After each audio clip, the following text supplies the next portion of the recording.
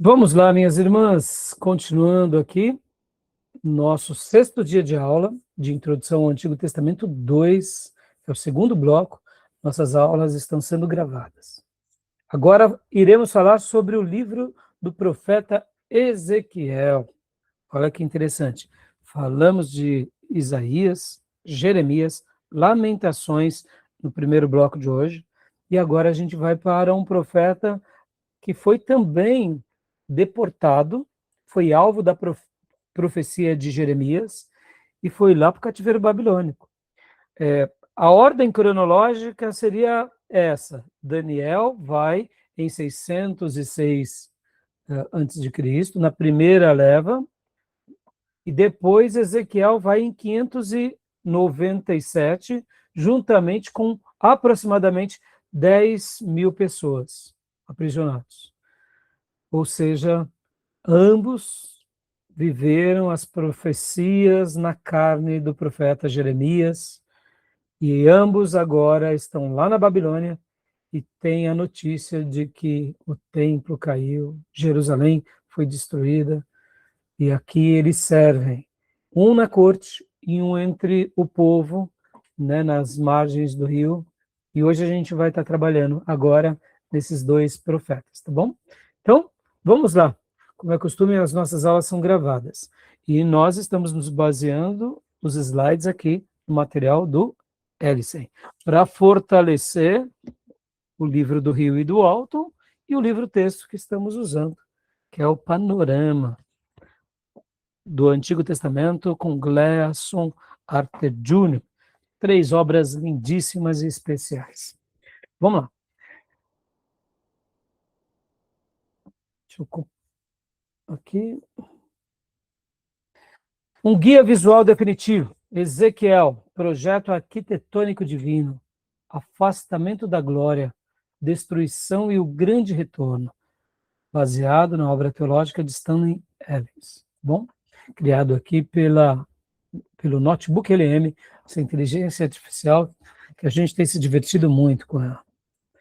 Bom, leia para nós, Beatriz, por gentileza. A lente dividida do profeta. Jerusalém, lá do outro lado, Babilônia, no rio Quedar. O foco espiritual, Jerusalém. Status, cidade à beira da destruição tomada pela idolatria. A visão, o profeta transportado em visões para observar a corrupção oculta no templo. Lembrando, como eu disse, a primeira turma, que Daniel, inclusive, vai para o cativeiro 606. Ele está indo aqui na segunda turma, sai de Jerusalém e vai lá para a Babilônia, próximo ao rio Quebar. Então, percebemos como foi difícil, né? E lembrando, Jeremias pregava, Jeremias anunciava, o povo não dava ouvido. Nós não sabemos como era a reação de Daniel, nem mesmo de Ezequiel nos dias de Jeremias, mas acreditamos que eles eram piedosos, eles faziam parte daquele contingente que eu disse que era um remanescente, né? Como os recabitas, Baruque, mas nós não podemos afirmar. Quem sabe Daniel era um jovem ali da corte que dizia: esse profeta, o que ele está dizendo aí de bobeira, que a nossa cidade vai ser destruída? Quem sabe Ezequiel também não olhava com certo desdém, porque assim como Jeremias era um profeta, Ezequiel também é de linhagem, ou melhor, Jeremias era de linhagem sacerdotal, Ezequiel também era um sacerdote. É aquilo, irmãos, quando a mensagem não nos agrada muito, a gente geralmente tem uma atitude de repulsa, não é? Então, como eles agiram, não sei, nós não sabemos, nós só sabemos a partir de quando Deus se revela para eles, aí a gente tem uma noção. Eu deduzo que eles eram piedosos, que eles eram aqueles remanescentes, que ouviam as mensagens, que lutavam em favor dos servos de Deus. Eu acredito que sim, é o que eu penso, tá? E vamos lá então, saímos do foco espiritual que era Jerusalém, e a realidade física, Tel Abib, né? Que era o nome dessa cidade. Pode ler para nós, Bia, por favor? Status: colônia judaica exilada a cerca de 80 quilômetros a sudeste da Babilônia. O homem, Ezequiel, sacerdote sem templo, exilado em 597 a.C., aconselha os anciãos em sua casa.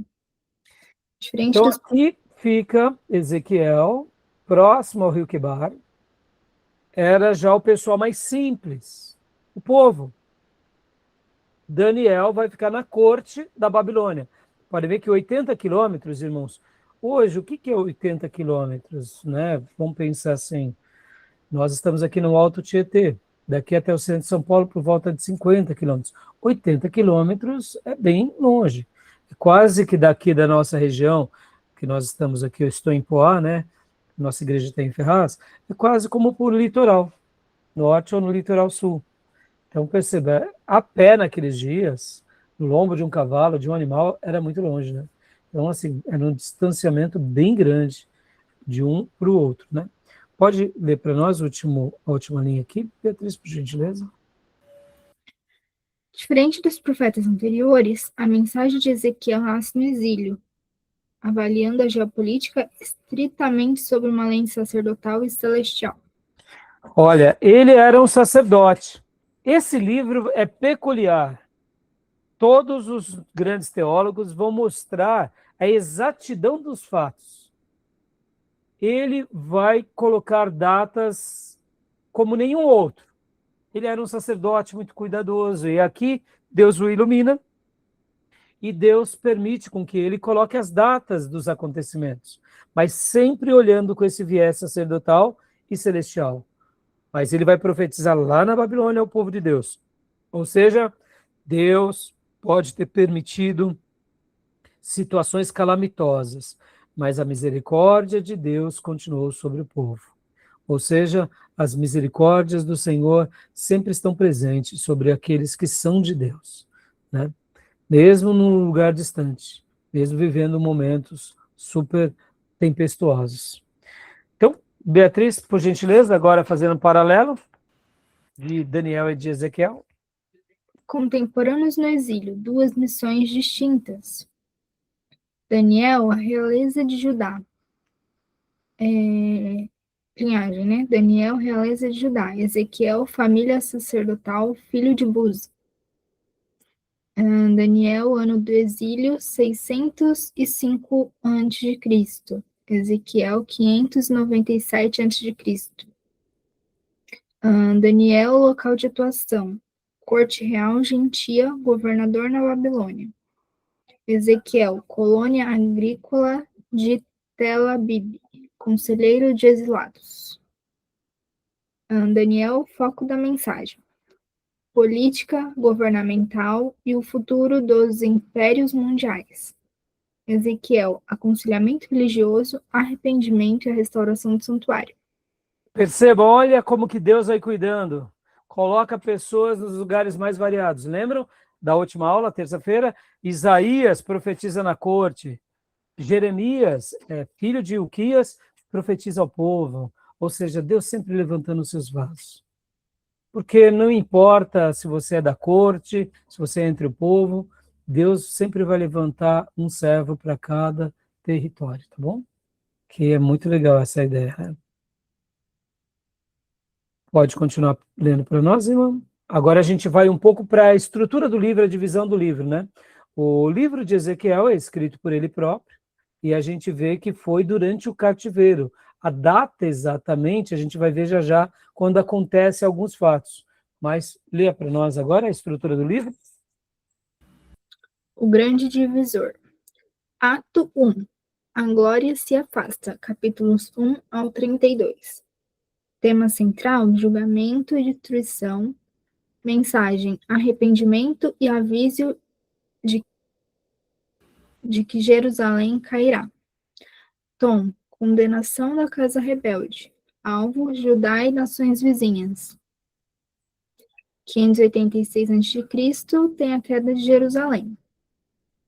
Noto 2. A glória retorna. Capítulos 33 ao 48.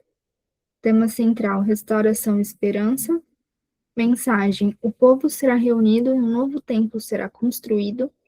tom, otimismo e purificação divina, e o alvo, o futuro de Israel e o Messias.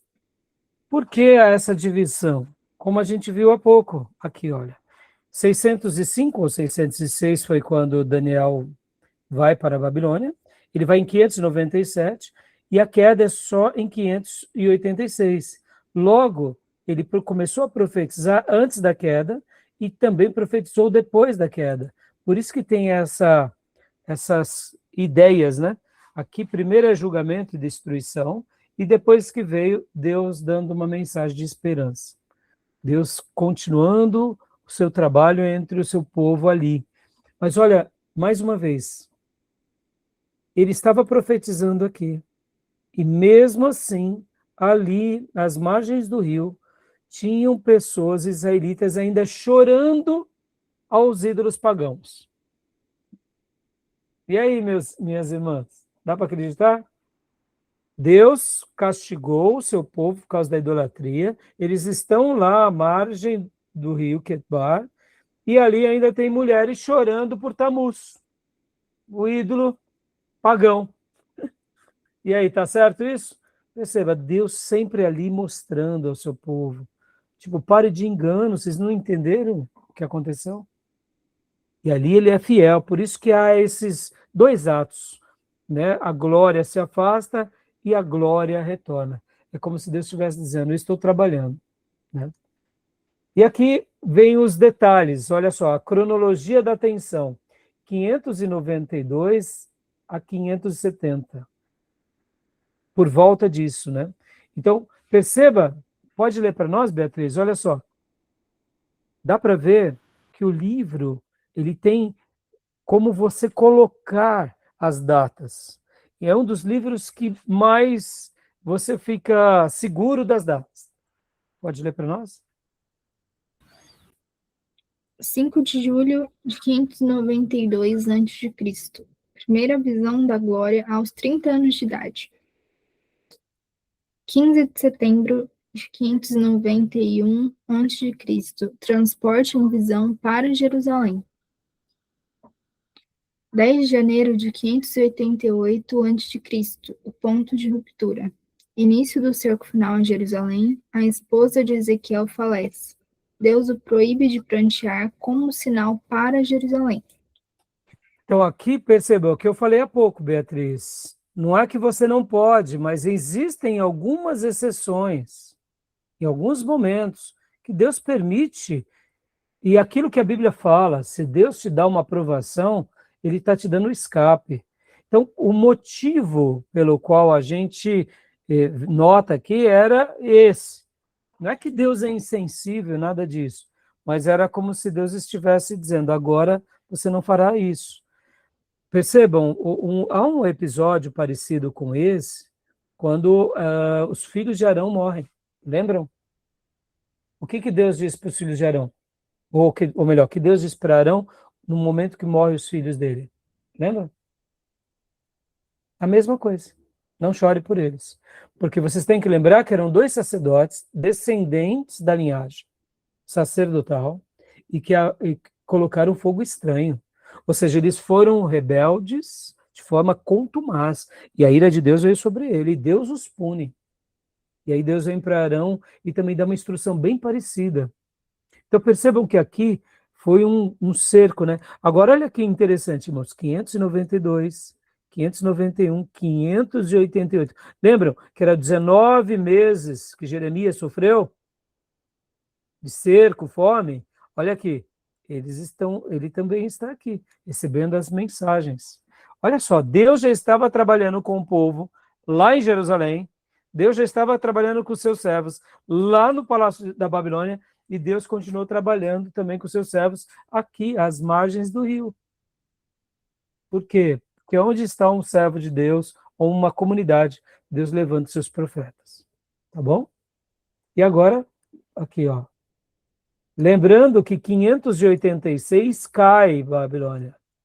Ou melhor, cai o templo, Jerusalém. Mas a mensagem só chega para ele. Leia aqui para nós, Beatriz, por favor. Olha só. 5 de janeiro de 585 a.C. A notícia da queda chega à Babilônia. O tom do profeta muda. Opa! Já tinha acontecido há quase 6 meses atrás. Lembram? Foi por volta de agosto, julho, agosto. Passou quase 6 meses para a notícia chegar. Por quê, irmãos? Era muito longe. Chegou a notícia.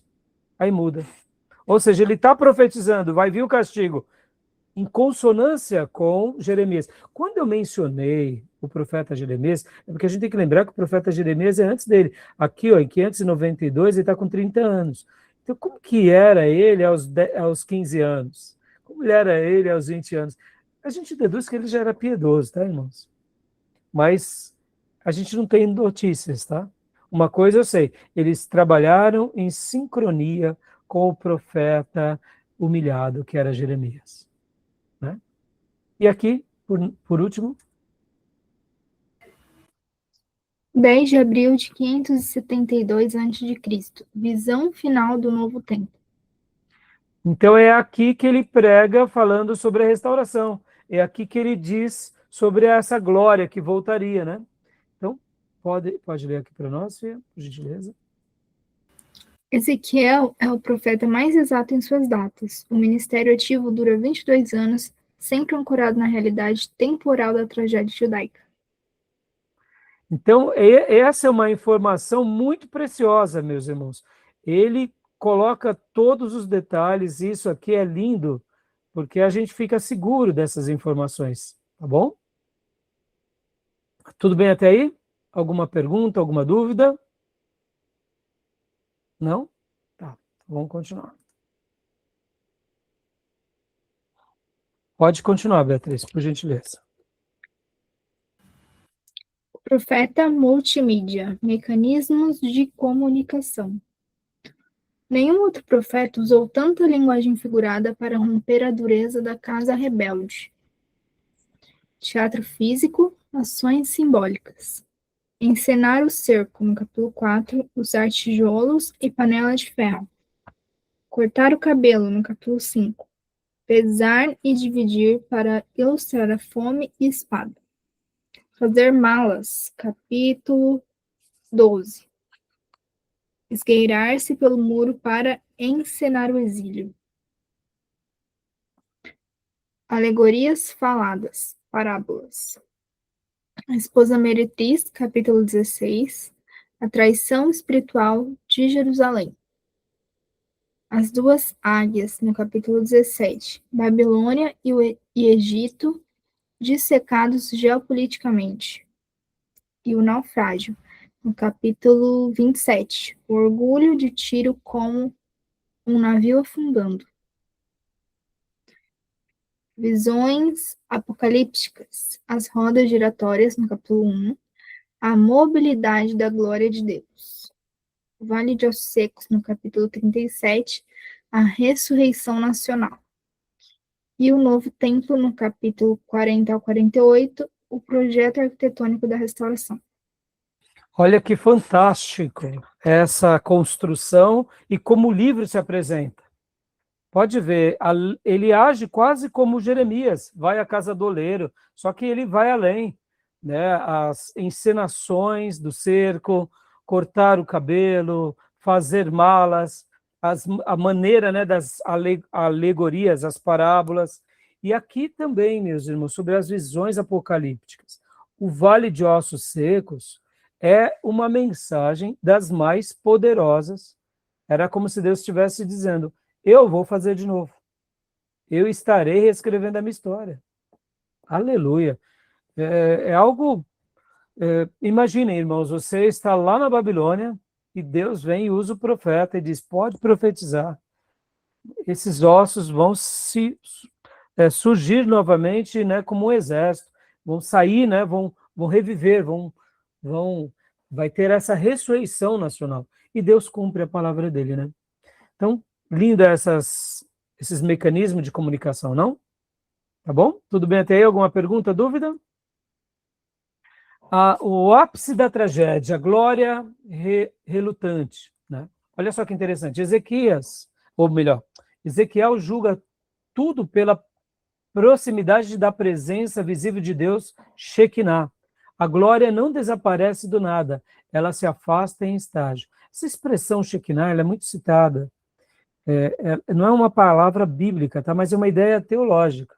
O que seria Shekinah? Seria a tradução da glória de Deus. Ou seja, quando alguém diz sobre a Shekinah, seria uma palavra que denota isso. É a glória de Deus presente. Então, Ezequiel julga tudo pela proximidade da presença visível de Deus, Shekinah. A glória não desaparece do nada, ela se afasta em estágios. Primeiro, ela sai do propiciatório, a glória se levanta dos querubins, 9:3. Depois, é o limiar, move-se para a entrada do templo, 10:4. Porta leste, paira sobre a entrada leste da cidade, 10:19. Monte das Oliveiras, sobe a montanha leste e parte escrevendo Icabode sobre Jerusalém, 11:23. Icabode é a glória de Israel se perdeu. Olha só, Jerusalém está sobre 3 montes, que é o Monte Sião, o Monte Moriá e o próprio Monte também das Oliveiras. Então, perceba, ali segue essa ideia, Deus está tirando a sua glória. A grande promessa, no capítulo 43, o profeta verá essa mesma glória, retornando exatamente pelo mesmo caminho para habitar o novo templo, ou seja, é o contrário agora, né? Já que a gente acabou de mencionar aqui no capítulo anterior, que aqui são as visões de restaurações do novo templo, né? Então, interessante, né, irmãos? Como é forte essa mensagem, tá bom? Tudo bem até aí? Alguma pergunta, alguma dúvida? A gente está dando uma síntese, tá, irmãos? Lembrando que o livro é escrito por Daniel, a data é aqui logo depois que ele é levado, a gente já viu, né, as fases em que o livro vai sendo escrito, e aqui são as divisões do livro, dando essa ideia de que Deus não faz nada de uma hora para outra. Não é que ele não possa, mas como Deus tem compaixão e misericórdia do seu povo, e Deus é paciente conosco, ele vai nos avisando para a gente cair em si. Né? É interessante, né, irmãos? Tá bom? Leia para nós, irmã Sônia, por gentileza.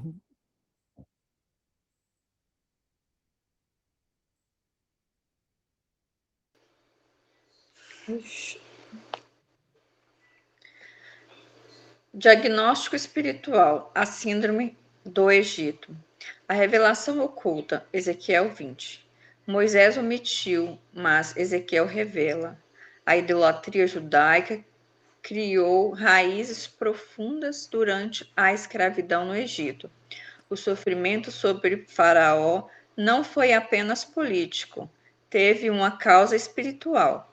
O exílio na Babilônia é a cura drástica projetada por Deus para arrancar essas raízes. Me entendam, tá, irmãos? Eu não concordo muito com essa fala que Moisés omite. Ele fala assim, ele ensina. É que assim, irmão, o povo era difícil. Pode ver que de Moisés, que a gente tem como data por volta de 1400, até agora, 586, irmãos, praticamente 1000 anos. E o povo não foi liberto da idolatria. Aqui nos dias de Moisés, lá no deserto, os 40 anos, até erguendo um bezerro. Depois vem o período dos juízes, que eles se aliançam com os outros povos cananeus. Depois vem o período, que é o período da monarquia unida. Podem ver que Davi também teve uma certa dificuldade. O povo gostava de uma coisa errada, mas se intensifica onde? No reino dividido. As 10 tribos do norte se enfia de cabeça na idolatria. Não é que a lei de Moisés tinha omitido. É que talvez ali, vamos imaginar, Moisés não imaginava que o povo ficaria tão preso, assim como Davi. Davi não tinha essa expectativa que os seus descendentes um dia seriam jogados na Babilônia. Era uma coisa impensável para Davi. Concordam, irmãos? Não estou falando aqui que Davi era legalista, não é isso. Mas o povo, ele se inclinava, e não era só o povo, era o povo, sacerdotes, levitas e os reis, ou seja, havia toda uma ordem diabólica por trás, entendeu? Então, assim, aqui a gente vê que lá na Babilônia, a idolatria foi arrancada de vez do coração do povo judeu. Depois da Babilônia, nunca mais os judeus sequer quis adorar qualquer coisinha, qualquer baozinho, sabe? Balaíns, né? Como é no plural. Nenhum poste de ídolozinho, que aqui ficou arrancado para sempre. Mas, vem cá, Elias e Eliseu falaram contra isso? Falaram. Os grandes servos de Deus falaram? Falaram. E o povo voltava. Né? Então, leia agora aqui, ó, então pega o julgamento, casa rebelde, o Egito.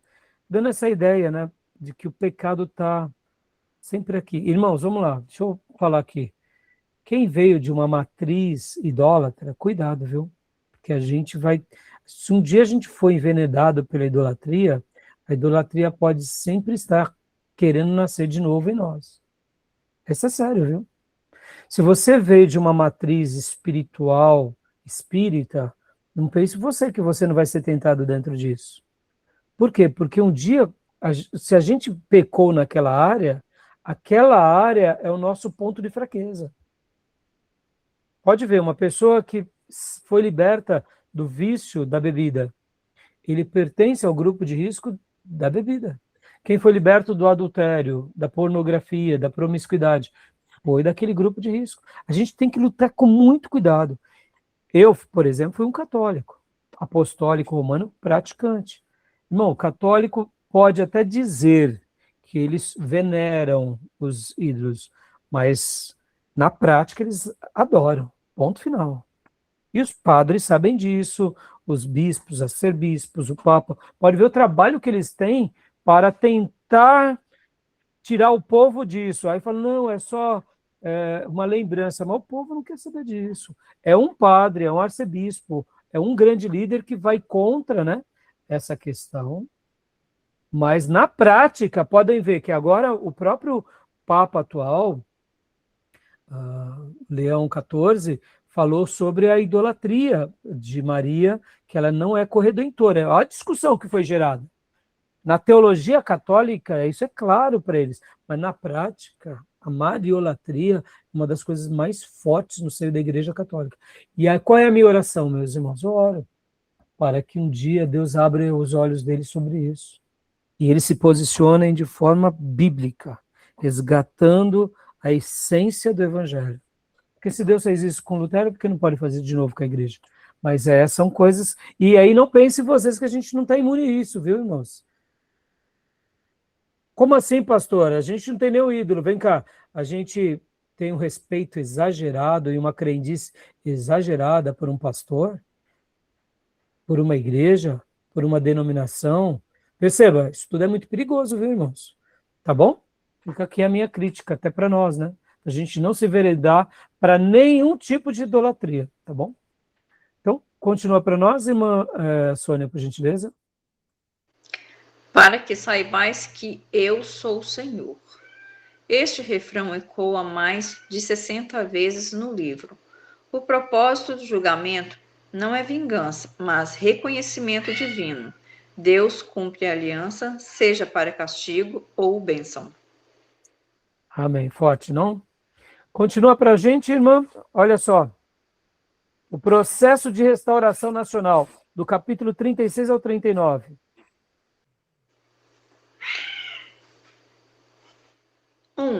Retorno físico. O Senhor junta os ossos secos, restabelecendo o físico na terra de Israel.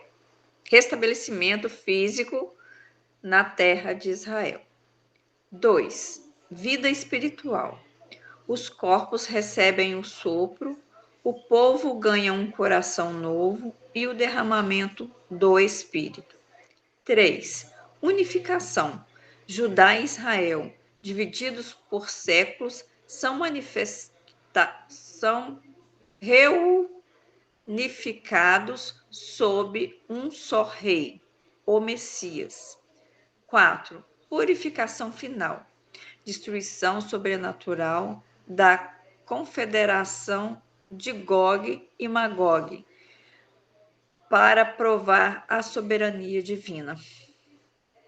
Ou seja, Deus promete agora, eu vou fazer de novo. E nós conhecemos na história que Deus fez de novo, né? Continua para nós, irmã Sônia, por favor. O falso e o verdadeiro pastor, capítulo 34. Olha só que interessante. Os pastores homicidas, líderes de Israel. Ação egoísta, exploram o rebanho para benefício próprio. Resultado: ovelhas dispersas, doentes e devoradas por feras. Veredito divino: remoção forçada do poder político e religioso. Ou seja, Deus sempre vai dar o jeito de punir. Agora, olha só, meus irmãos, cuidado para a gente não se enveredar também para caminhos doentes, tá? Olha só, para muitos, Jeremias era um pastor doente. Era ou não era? Porque não falava o que eles queriam. Então, perceba como que o nosso julgamento humano, ele pode ser tendencioso, né? Deus pune, sim, quem? Os pastores homicidas, os líderes políticos, daquela teocracia. E Jeremias? Jeremias era um pastor aprovado. Mas vem cá, Jeremias desfrutou do apreço do seu povo? Não. Jeremias foi espancado, né? Então, cuidado, tá? Muitas vezes a gente está dizendo que fulano de tal está sofrendo porque ele é um falso profeta. Será que não estamos diante de um Jeremias, diante de nós, e a gente não está se igualando a essa nação rebelde, seguindo líderes rebeldes, que só massageiam o nosso ego? Por isso, guardem essa frase, minhas irmãs. A igreja não é um lugar para massagear o ego, mas é um lugar para crucificar o ego. Tá bom? Guarda isso. Tá massageando demais o ego? Coloca ali uma indagação. Tem alguma coisa estranha. Tá crucificando a nossa carne? Opa! É o caminho que o Senhor nos deixou. A igreja não é o lugar de massagear o ego, mas é um lugar de crucificar a nossa carne.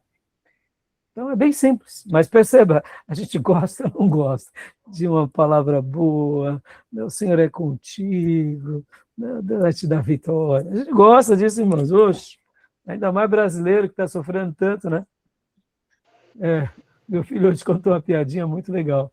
Falou assim, sabe, pai, o diabo sempre tentou enganar a gente, sempre, né? Olha lá, no Éden, com a maçã, com Jesus, o pão, e hoje em dia com a picanha.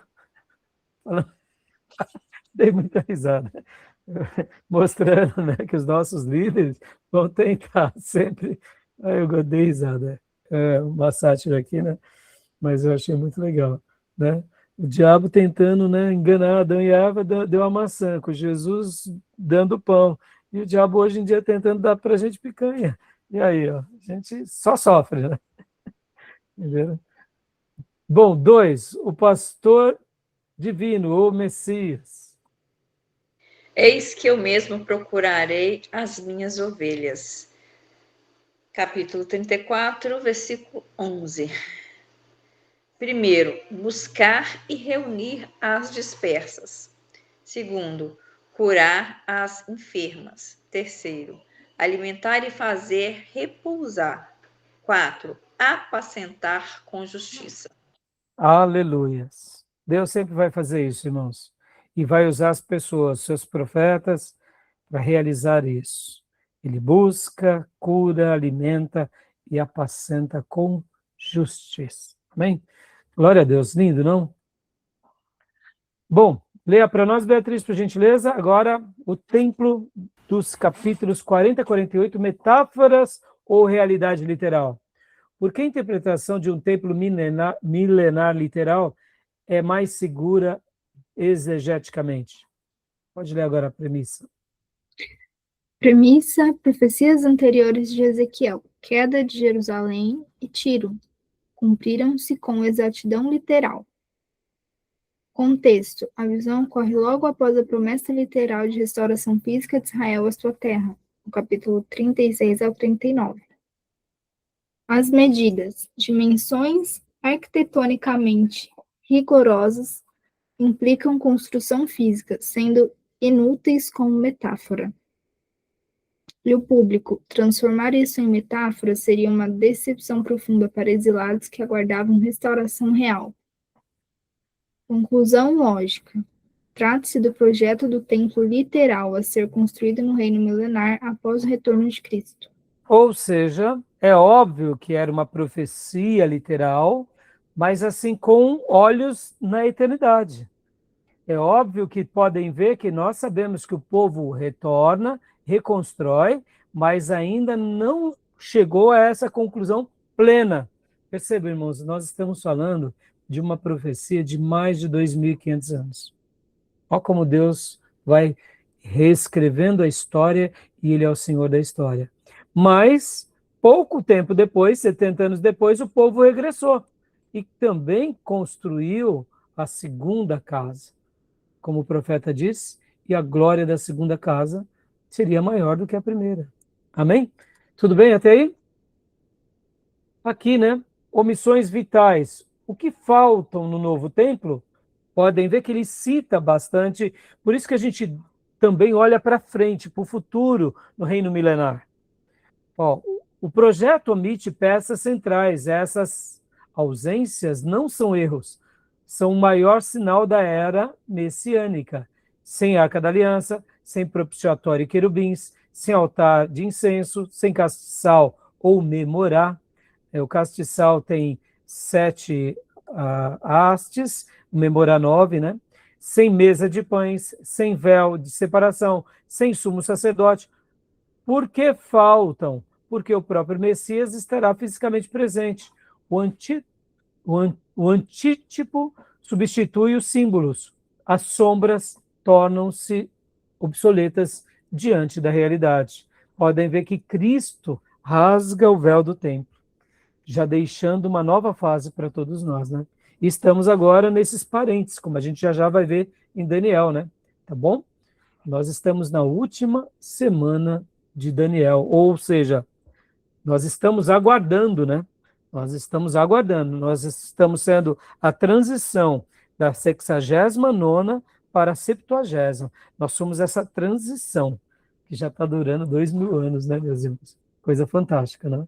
Mas não deixa de ser o cumprimento do profeta. Percebam, o profeta poderia ter colocado a Arca da Aliança, propiciatório. Por que não pôs? Porque é aquilo que eu digo para vocês. Muitas vezes até um profeta, quando ele escrevia, ele seguia a obediência a Deus. Não era o que ele pensava. É o que tanto Pedro quanto Timóteo, Paulo, escrevendo a Timóteo, diz, né? Homens santos, guiados pelo Espírito Santo, escreveram, né? Não vieram da cabeça deles. E um profeta tinha essa dimensão. Assim como Moisés foi útil lá na lei, agora eles estavam sendo úteis em descrever, né, do retorno físico e do retorno espiritual que um dia eles teriam, né? Tá bom? Tudo bem? Até aí?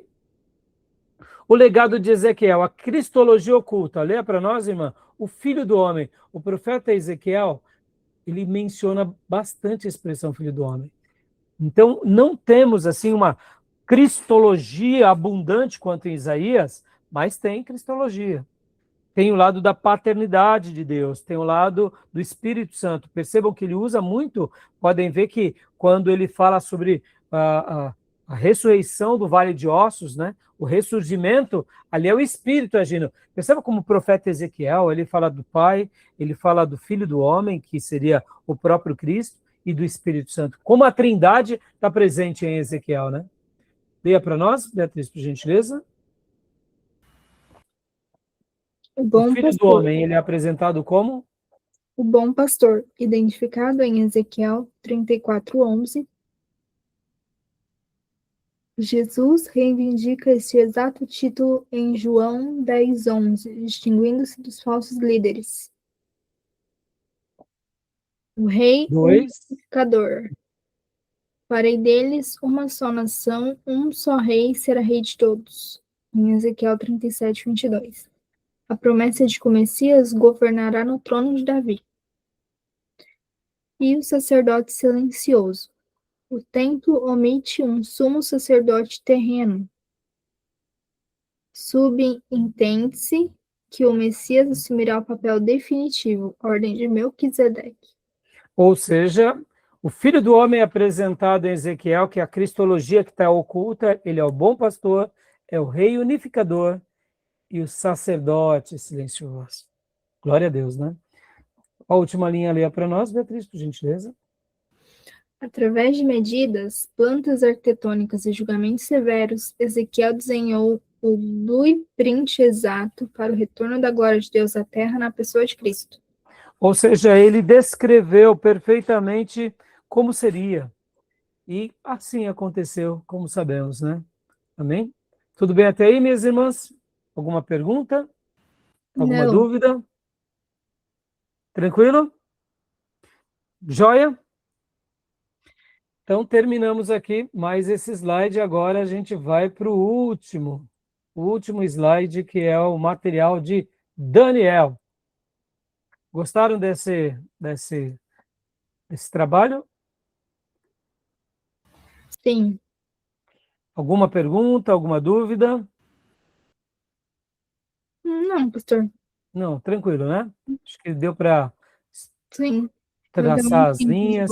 Os livros do Ellison, do Will, do Walton e do Archer Jr., ele traça mais detalhes, tem mais acréscimos, mas eu acredito que agora deu para a gente pôr, vamos dizer assim, deu para a gente ter uma boa percepção, né? Tá bom? Sim, Então, qualquer dúvida, me chamem, né, do nosso WhatsApp, tá bom? Porque aí a gente vai tirando as dúvidas. É um livro maravilhoso, o profeta Ezequiel, irmão, só para eu fechar, né? O livro de Ezequiel, ele tem essa grandeza de, como eu posso dizer aqui para vocês, de fechar essa obra mostrando que Deus cuida do seu povo mesmo enquanto esse povo está num lugar bem distante, estão sofrendo, estão passando dias complicados, mas Deus não se esqueceu de nenhum deles. Então, assim, é realmente apaixonante quando a gente consegue enxergar tudo isso, porque a gente vê o cuidado de Deus com o seu povo, vê a glória dele, vê como ele continua trabalhando. Irmãos, e principalmente irmãs hoje aqui, a misericórdia de Deus sempre vai estar do nosso lado. Por isso que a gente tem que ter assim, um coração de firmeza ao proclamar a verdade do Evangelho, mas ao mesmo tempo a gente tem que se agarrar na misericórdia, irmãos. Porque senão a gente pode praticar alguns desequilíbrios, uma mensagem muito errada. Porque assim, irmãos, pode ver, a gente leva tudo a ferro e fogo na nossa medida, mas Deus não está na nossa medida. Ontem a Neuza pregou uma linda mensagem, que são os dois discípulos a caminho de Emaús. Sejamos honestos, irmãs. Se nós fôssemos Jesus, o que a gente faria ali com Cleopas e o amigo? Falou assim, ô Cleopas, perdeu a benção, filho. Ô, filho, ficou comigo até agora, agora vai virar as costas? Mas percebam a maneira em que Jesus é paciente com Cleopas e com o amigo. E aqui eu confesso para vocês, o meu ministério, ele é um ministério mais corretivo. Admito, tem hora que também eu tento tomar um certo cuidado com isso. Porque Deus me separou para treinar obreiros. E quando a gente treina obreiros, a gente eleva a régua, né? A gente não treina obreiros daqui para baixo. A gente tenta sair da média. Então, é um pouco do meu ministério, porque o que Deus me fez ser. Mas eu tento procurar olhar assim de uma forma também um pouco maior. Porque mesmo que o meu ministério é formar obreiros, treinar seminaristas, treinar obreiros, pregadores, etc. e tal, a minha medida pode ser muito falha. Porque Deus vai trabalhar na vida de cada um de um jeito, e Deus vai trabalhar na nossa nação, no nosso ocidente. Pode ver, irmãos, a gente está vivendo momentos de juízo de Deus. E como que Deus vai lidar? Não sei. A gente tem que tomar cuidado, porque de repente a nossa régua, né, é mandar todo mundo para o inferno. E é muito perigoso isso. Por quê? Porque Deus não é como a gente, né? Pode ver, a régua de Deus é diferente. Judá, aqui é o exemplo, com Jeremias, agora com Ezequiel, com Daniel. Eles são sentenciados e Deus tem misericórdia deles. Por que Deus não teria da igreja? Não é verdade? Então, é bom a gente olhar sempre com equilíbrio, aprendendo com várias vozes e, sobretudo, irmãos, lembrar de uma coisa. Mesmo que o nosso critério esteja um pouco exagerado, ora para o julgamento demais ou ora para a complacência demais, a gente tem que olhar para como Deus pensa. Deus ama as pessoas. Deus ama o Ocidente, Deus ama o Brasil, Deus ama a América Latina, Deus ama os europeus. Eu sei que nós ocidentais estamos errando muito ao longo desses anos, mas Deus nos ama. E Ele vai ter paciência conosco como teve com Cleopas. Se possível, Ele vai caminhar do nosso lado, vai nos ensinar. Uns vão aprender mais rápido, outros vão aprender mais devagar, mas vamos acreditar que Deus vai nos ensinar. Tá bom? Ezequiel é um alento no meio de toda a desgraça, é ou não é? Assim como Jeremias só foi pedrada, agora Deus levanta um alento, que é Ezequiel. Que agora eles não tinham muito o que fazer, não tinha mais sacrifício para fazer, só tinham que buscar a Deus, a palavra, os ensinos de Deus e os profetas. E aqui o povo foi sendo reconstruído. Essa é a história da nossa vida. E a gente agora vai fechar e vamos aprender com esse outro também, que agora Deus vai levantar lá no coração da Babilônia. E vai abençoar a Babilônia, e vai abençoar o Império Medo-Persa, e vai ser lido, inclusive, por Alexandre o Grande. Flávio Josefo diz que Daniel, quando Alexandre o Grande para ali na Palestina e conquista, né, a região, né, de Judá, ele tem um choque ao ler que o próprio Daniel já tinha profetizado sobre ele e sobre as conquistas dele. Por isso que entendemos, inclusive, que a maneira em que ele trata com o templo, com o povo judeu, foi diferente. Perceba, irmãos, a gente vai ver que Deus, ele vai levantando os seus vasos. Que possamos ser vasos de Deus na história, tá bom? Fechamos aqui, Ezequiel? Vamos para Daniel? Então, vou fechar aqui a nossa gravação e vamos para o último bloco, tá bom?